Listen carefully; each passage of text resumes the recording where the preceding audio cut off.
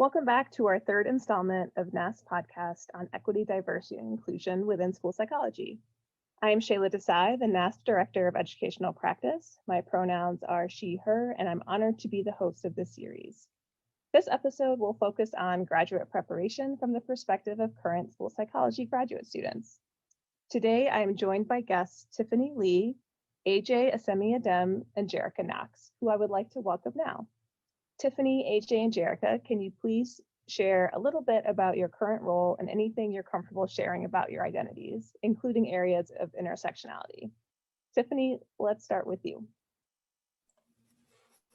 Hi, everyone. I am a Korean American student in a specialist program at George Mason University, and I am currently finishing my internship, and I'm super excited to start working as, a practicing school psychologist in a couple months.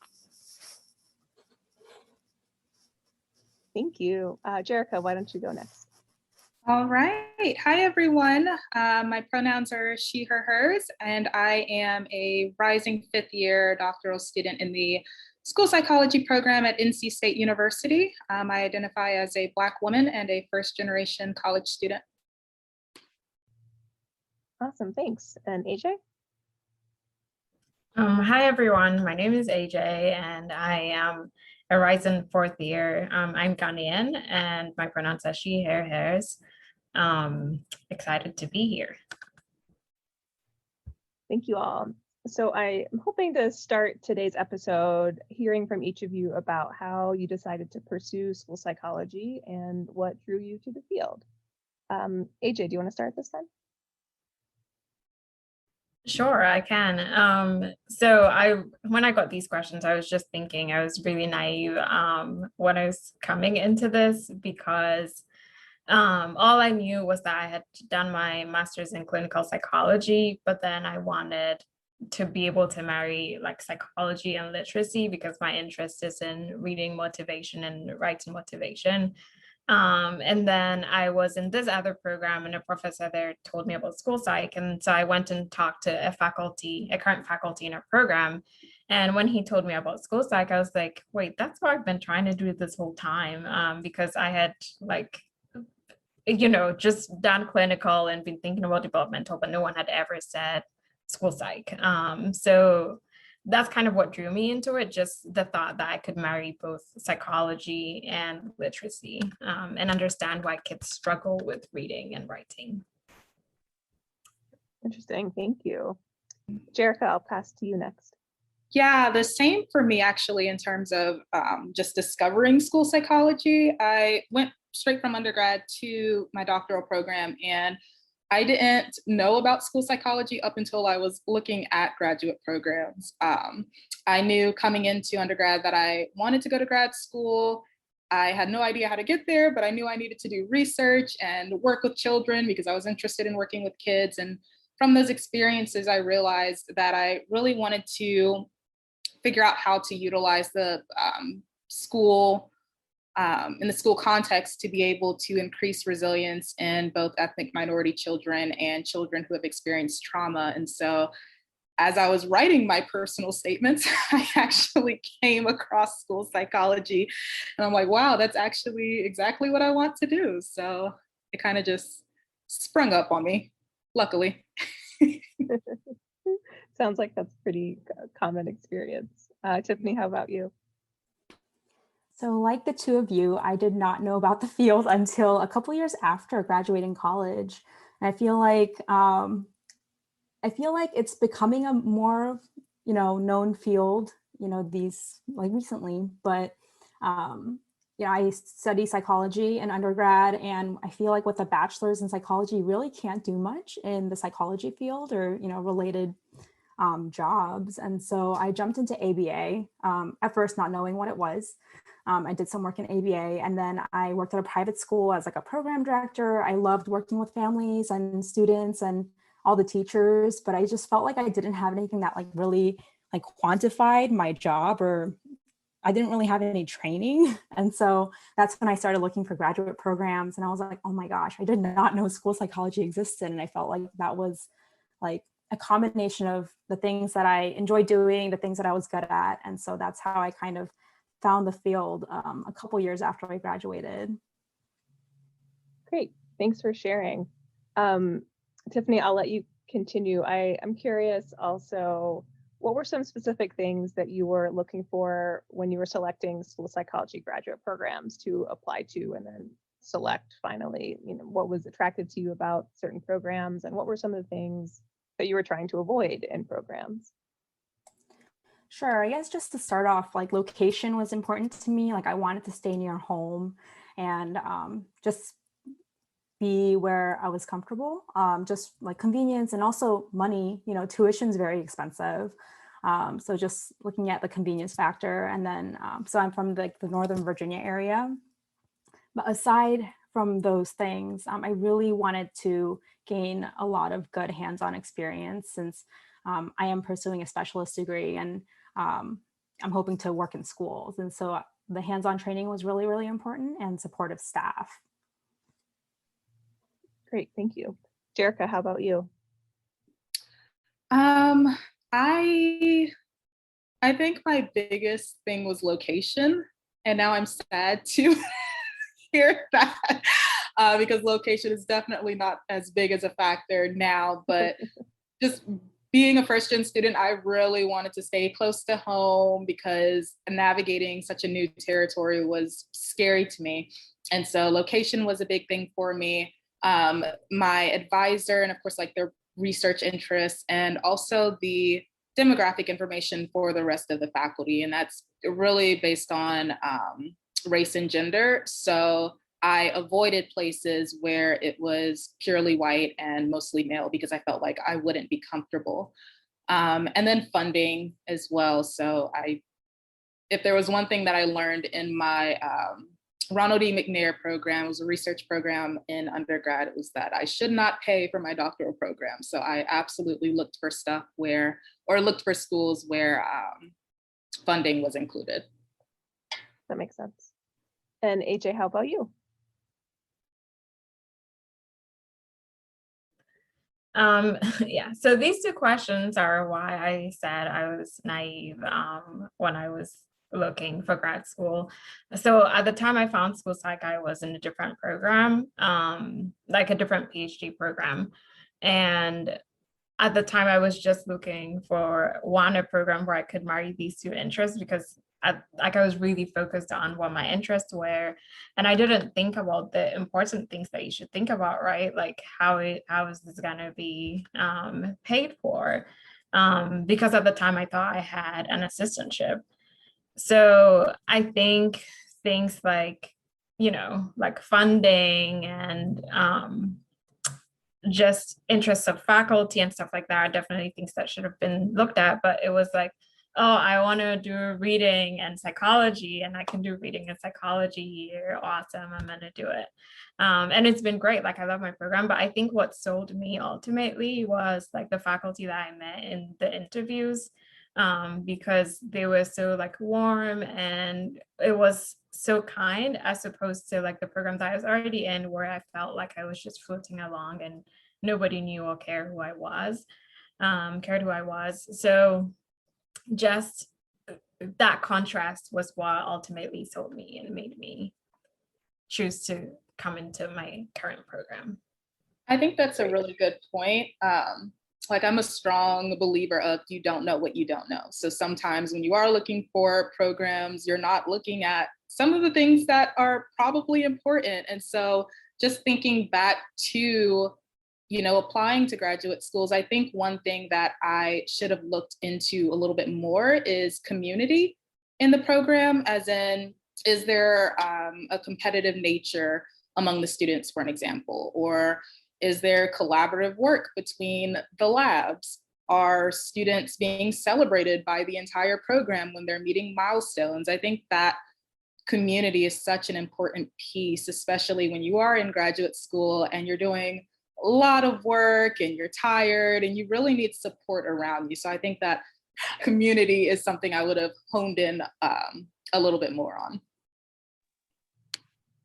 That makes a lot of sense.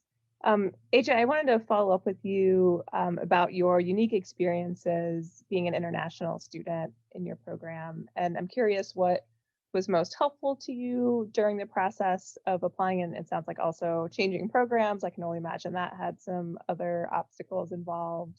So if you want to just share some about how that went for you and any advice you might offer to other international students in your position. So I know people won't be able to see this, so I just want to say like I'm holding in a laugh because it's been such, like I can't believe that I'm here. But I want to say coming into school psychology was a shock. Like I went in full steam being very excited because when I'm passionate about something, I dive in. I'm a naturally cautious person, but when someone, like you get gut feeling and you're like, oh, this is the thing for me. And in those instances, I dive in. But it was a real shock in the sense that I remember like within the first month telling my mom, like, I think this program is for rich people, because I found out that I needed to have a car and I needed to find 6 kids to practice assessments on and all of that stuff. Like I had people in my program who could go home or knew people whose kids that we could use. And I was international and I knew no one.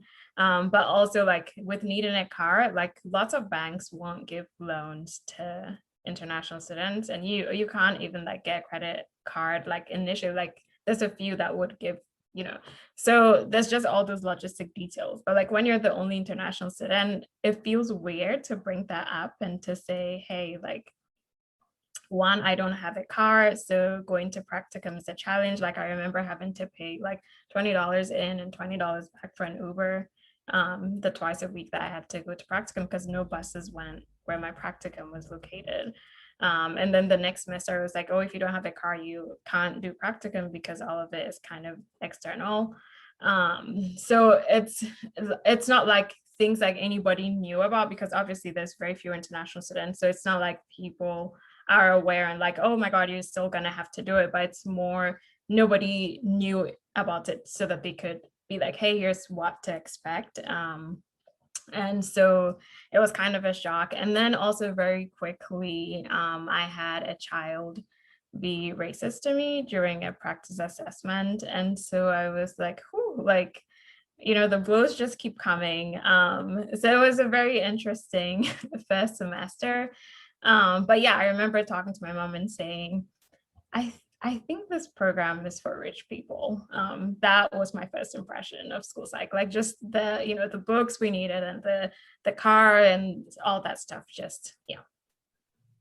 Yeah, it adds up, and it's a big investment. I totally understand that, and I cannot imagine being in your shoes and having to try to navigate that by yourself. And you're absolutely right. I'm sure well-meaning faculty just weren't aware of some of the obstacles that you were facing to know to reach out to you and provide some insight or some resources. So I can only imagine that was really, really challenging. Thank you for sharing that. So moving on and thinking from an equity, diversity, inclusion perspective, granted that's what this podcast series is all about, I'm wondering if you can share some things about your experiences or your sense of common experiences of other students from minoritized backgrounds who are students in school psychology. And a brief disclaimer, I am of course not asking you to represent all people who share your identity or all women of color or all students.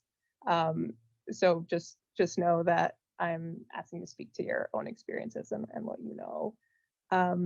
So primarily, I'm curious what it might be like for any of you to feel like you're the only in your cohort or in your program or at your field placement, or perhaps you're one of few people who come from a minoritized background in those settings, and how that's kind of shaped your graduate preparation.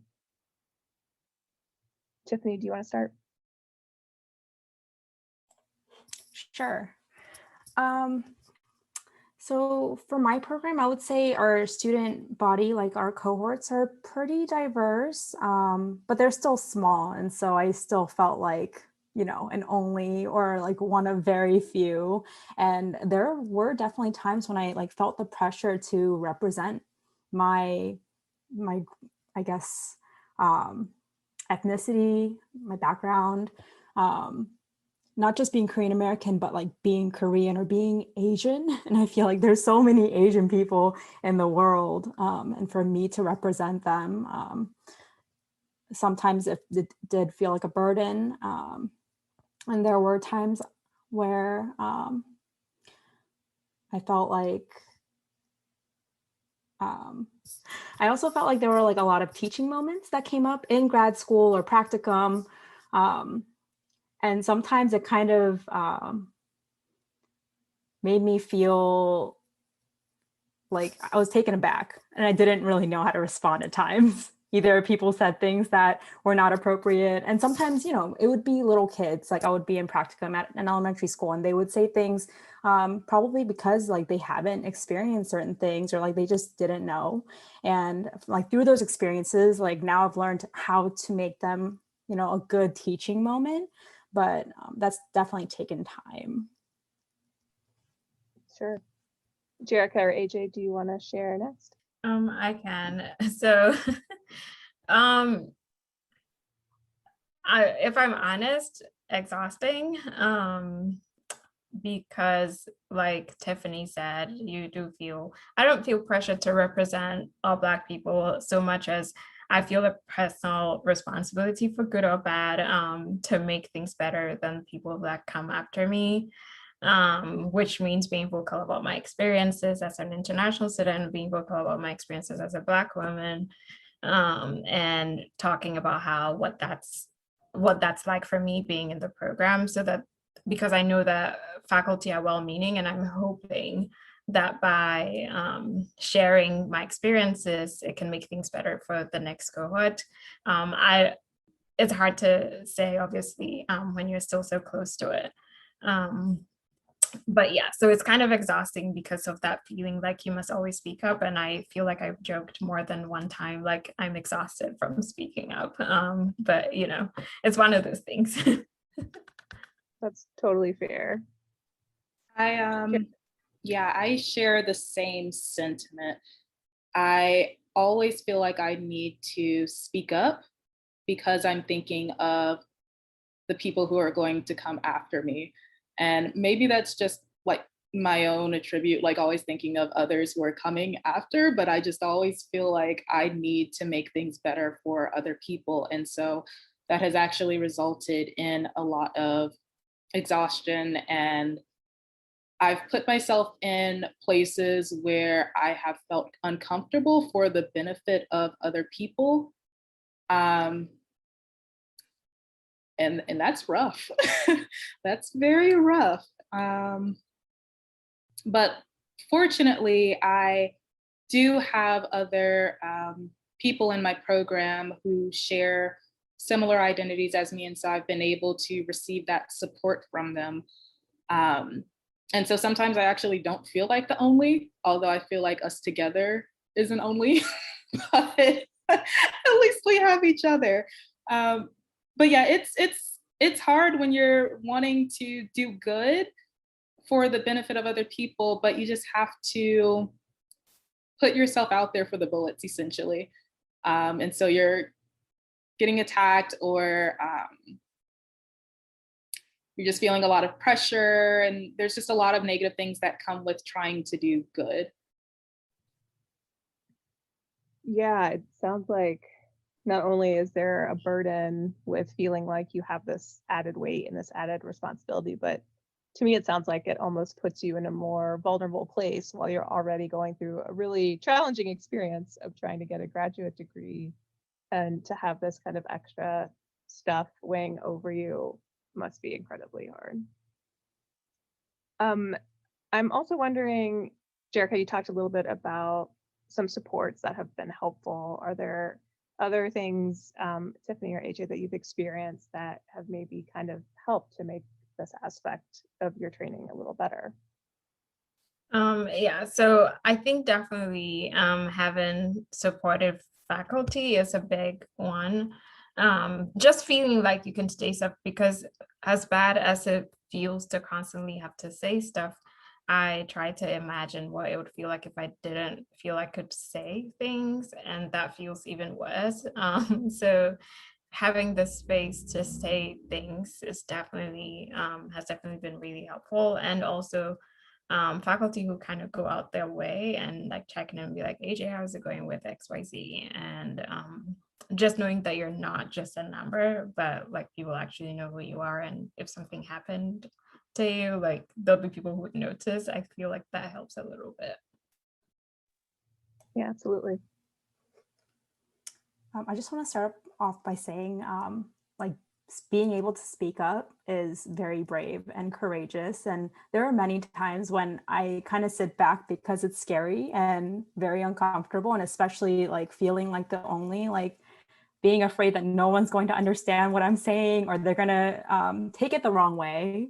I think that's very brave. And yeah, there are definitely many times when I just sit back and I'm like, I have so many thoughts, but it takes a lot.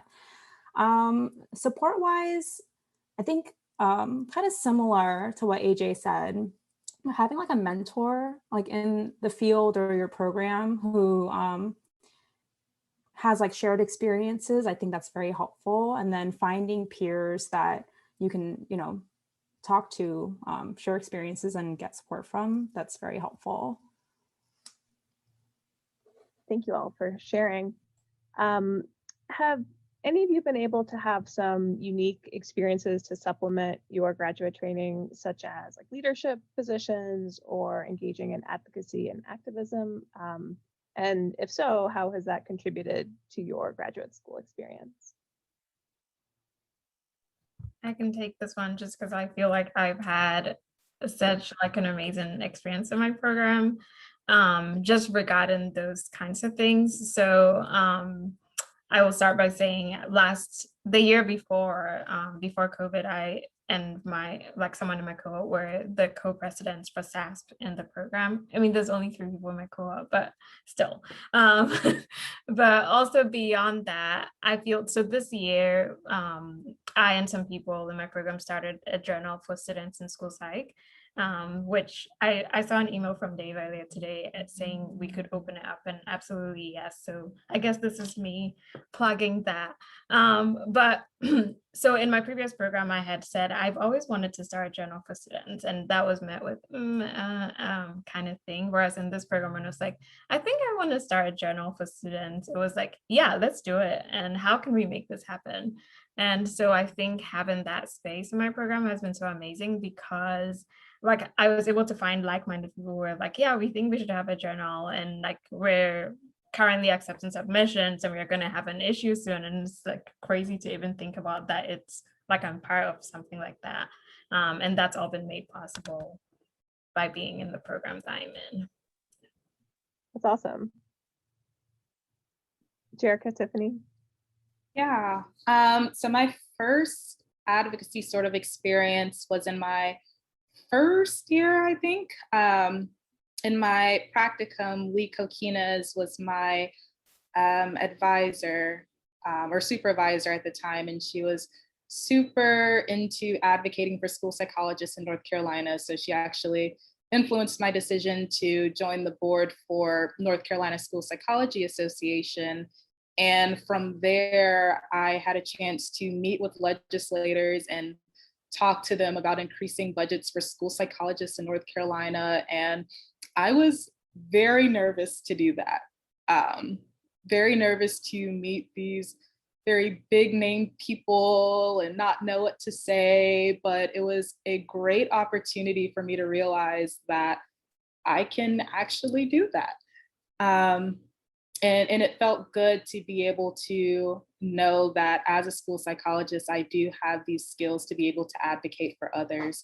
And then in my third year or last year, other students and I in my program started a social justice task force in response to a racial incident and just addressing things within the program climate. And from there, of course, we were advocating for lots of different things for students to essentially feel comfortable in their courses, for students to feel comfortable within the program with other faculty, for us to be able to come out of this program as culturally responsive clinicians and researchers. And so that has also been a time where I didn't feel like I was the right person for the job. I didn't feel like, I could actually, speak up and that sort of thing. But just thinking back now, it felt really good to do that. And it feels really good to do that, and to see that we actually have made a lot of changes because of that task force. And so even now, just these experiences that I've had have kind of led me to thinking about systems level change and what I would want to do in policy work in the future. And that's something that I had never thought about before those experiences. So that's great. Thank you. Tiffany, anything you want to add? For me, I guess I haven't had like too many opportunities, but I know about a year ago, I posted on the NASP message board, and I was curious about, any resources, supporting the AAPI community during the coronavirus outbreak, because there was a lot of stuff going on in schools and our communities, and they responded right away. I was very encouraged, and all those resources were created. And I know right now we're also creating resources to support the community, because of current events. And so I do appreciate the urgency and the responses. I guess outside of that, I do have a very, very small YouTube channel, and I'm just sharing my journey, talking about school psychology, graduate school, giving advice. And through that, I've really been able to meet so many different people who are interested in the field, who are currently in the field. And I guess, like, from a diversity lens, I would love to see more diversity in the field, more diversity in leadership in school psychology. And I think I'm starting to see more of that, and people are more encouraged, seeing other people of color in school psychology and education. I bring on a ton of different school psychologists to interview. Charles Barrett is one of them, Byron McClure, and a couple other people. So you guys should definitely check it out. Oh, that's great. And that's a perfect segue to the last question I wanted to ask. As you pointed out, Tiffany, NASP and the school psychology field at large are making efforts to have a stronger and more visible commitment to diversity, equity, and inclusion. So what are some of your recommendations in this regard when it comes to supporting graduate students? And what do you hope will change in the future to make the field more welcoming and inclusive to all? AJ, do you want to start? Yeah, sure, I can. So I think so I feel like being an international student and being a Black woman, and there's just so many layers there. And the thing with being an international student from what is referred to as a third world country by others is that places you in so many minoritized identities, but that's often not recognized. And so what happens is, for example, in school psych, we tend to use lots of assessments that require standardization, and which is amazing to me because America is a country with lots of different accents. And so the idea that there would be one way for the person doing the test to pronounce things still baffles me. But so there's this emphasis on saying things right or wrong, right? Because if I'm evaluated negatively for my accent, that's saying that the way that I say things is wrong. And so I think my advice would be to shine the diversity, equity, and inclusion lens within programs, because I feel like lots of our efforts as school psychologists are like, oh, how can we do diversity and inclusion within the schools that we work in the communities? But I'm like, the graduate students in the program also need your diversity, equity, and inclusion. Like when you're making policies for where to go to for practicum or stuff like that, it's a good idea to think, how is this affecting students in the program in terms of diversity, equity, and inclusion? Who is getting like funding? That kind of stuff is very important too. And then just as a field, just for cultural competence, for advisors and supervisors, like being more informed about what it means to bring in an international student, because there's so much that we have to navigate. And if we on top of that have to educate the people who are educating us, that's like another whole layer of like exhaustion that I don't know that everyone has the cognitive capacity for. So that would be my advice, just being more informed as educators of the circumstances surrounding the people who we're bringing in. Like, what are the policies for international students? For example, we cannot work outside of campus. We can only work on campus. What does that mean if we don't find a job on campus? Do we then not get funded for the program? You know, stuff like that. It's very important to think about. So, yeah. That makes sense. Tiffany, what are your thoughts? For grad programs, I guess just to create like an open and safe space for those like uncomfortable discussions, and to have like a safe space to like call each other out. You know, it's supposed to be a cohort, a good community where you learn from each other. And so for the programs to create that kind of space for students, and for the field, just more representation would be awesome. And for students to see, you know, all kinds of people in this role. Thank you. And Jerica? Yeah, so I think it would be great for NASP to be able to provide more resources for faculty and trainers in school psychology on how to support diverse students coming into their program, as AJ said, to be able to support them. And so understanding the challenges that they may have so that you can address them when they do come up. I'm also thinking of more resources for how to train culturally competent students. And so making sure that we don't have this one multicultural class and that's the end all be all to diversity, equity, and inclusion, but making sure that we are integrating those conversations into everything we do, whether it's assessment or intervention or consultation, whatever else.